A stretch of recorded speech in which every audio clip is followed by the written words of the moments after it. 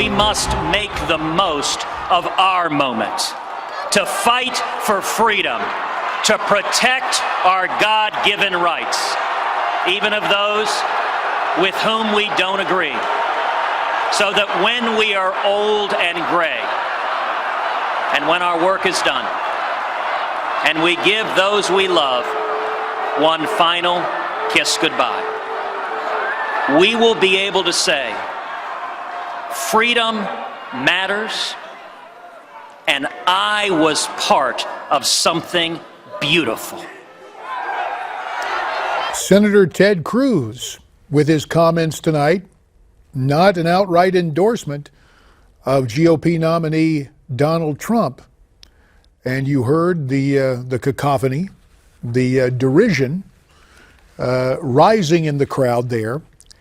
Senator Cruz's speech was followed by former House Speaker Newt Gingrich. And Newt very adeptly made rhetorical lemonade out of the lemons, out of what the crowd thought was there's no way to sugarcoat it, a bitter speech from Ted Cruz. Let's listen to the way Newt tried to look at Senator Cruz's comments. To paraphrase Ted Cruz, if you want to protect the Constitution of the United States, the only possible candidate this fall is the Trump-Pence Republican ticket. And that was Newt responding to Mr. Cruz using the observation, vote your conscience.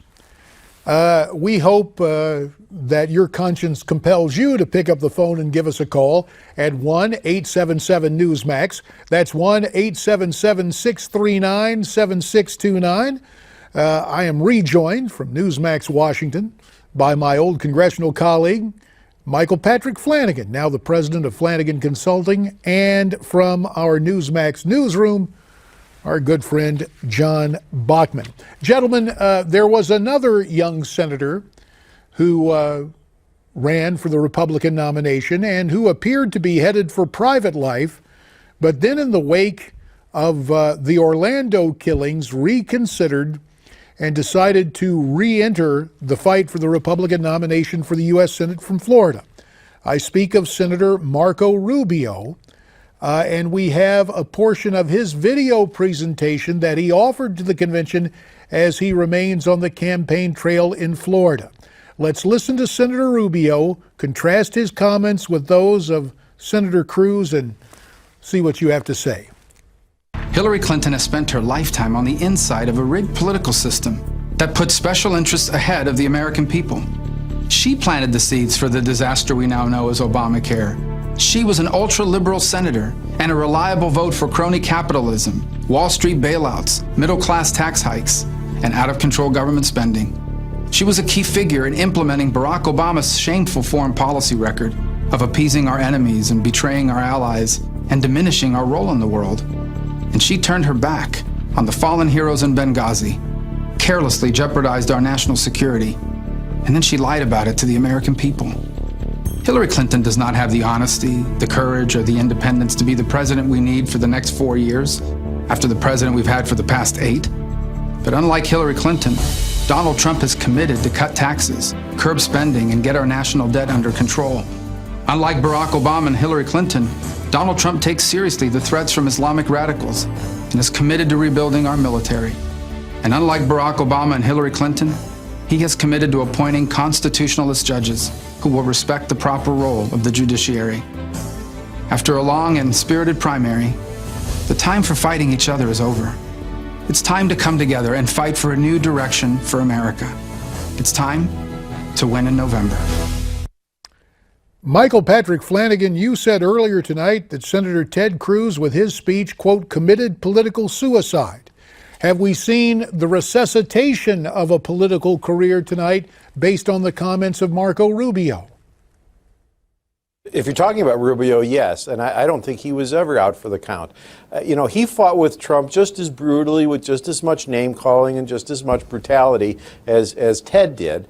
But Marco understands that it's politics. It's part of the deal. This ain't beanbag, and you get in and you do what you got to do. But in the end of the day, we're all Republicans. We all get together. We all make it go. Marco is looking forward to a future in this party, and he has a bright one, a wonderful future, with the exception of the issue of immigration, which we all had difficulty with him on.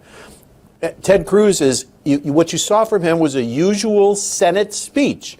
That's the great thing about the Senate. You and I both know this, JD. It's the land where it's always endless self-involvement, tortured logic, bizarre platitudes, and completely disjointed symbolism that makes up the Senate. And then you had right behind that Newt giving you a thoughtful, positive, forward speech. Here's the problem. Here's what we're going to do to solve it. Here's what we need you to do to help. And here's where we're going to be. This is how the House works, and this is how the Republican Party works. And he had to Cruz off in thin-skinned, pained world, thinking that he owns some piece of the party that he can control and use later to get himself elected in 4 years. He lives in an altered reality, and he is done. He is finished tonight. Ted Cruz is over as a politician. And we are not finished with your comments. Thanks, Mike. And John, we'll get to you in a second, but a fellow Georgian for you, Brother Bachman, is on the line. Paul has been waiting patiently. Paul, welcome to Newsmax TV. Yeah, thank you so much. I voted for Cruz, and after I voted for him, I started thinking, and the way he reacted, I was a little disappointed how he stoops to the tactics that he does. People in government don't realize they need to get behind the Republican Party, and they need to support them because they got to keep the evil from getting back in there. People don't realize we're responsible for the highest mass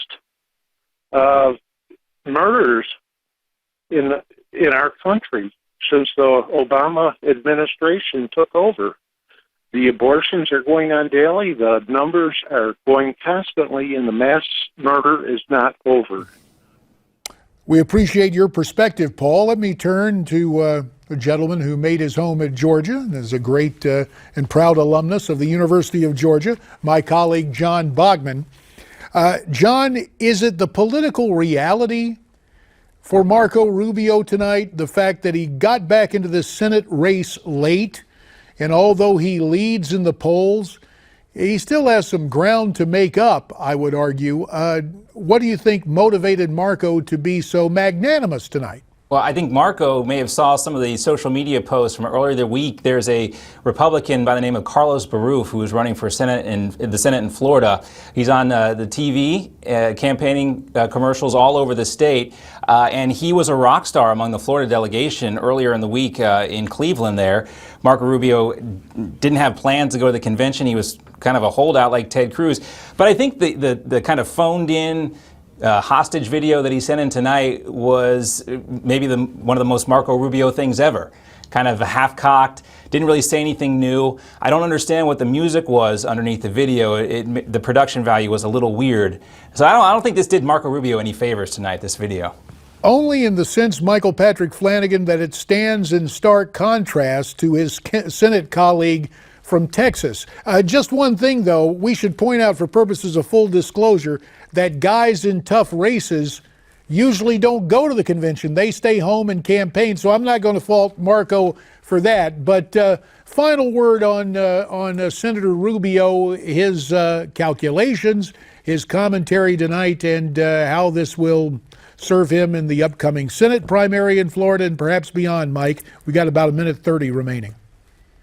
I think he might have made the same calculations Scott Walker did, and that is, Trump did very well in both of those states. And if Marco wants to carry Florida, of course he does, combine his vote with Trump's vote, and you have a very good vote total in Florida. So why alienate a whole bunch of people that supported Trump? Come out and support him. You're supporting the nominee. This is a no-brainer. There is no downside to this. There is no reason not to do it unless it's moments of personal ambition or thin-skinned stupidity. And this is why I'm flabbergasted at Cruz tonight. He absolutely blew himself to kingdom come. We saw Chris Christie could have been the nominee had he not hugged Barack Obama after Hurricane Christie, which all kinds of people are still upset about. What Cruz did tonight was that times 1,000. He is done nationally. You agree, John Bachman. Final 30 seconds to you for the last word, sir. I agree 100% with what Michael had to say, except one thing, so maybe 99%. Marco Rubio should have been there. JD, I know it's a tough campaign, but he could have flown in and flown out in one day and made a speech like Scott Walker, who gave a full-throated endorsement tonight. I didn't get that from Marco Rubio, and I don't think he did himself any favors. All right, worth noting, and it's good to have a bit of disagreement. Controversy makes television, after all, although you guys are pretty magnanimous and agreeable. John Bachman from our Newsmax TV newsroom, Michael Patrick Flanagan from Newsmax Washington, thanks very much. Mike, hang in there, and you at home, get ready to give us calls because we'd like them at 1-877-NEWSMAX, 1-877-639-7629, as our coverage of the Republican National Convention continues here on Newsmax TV.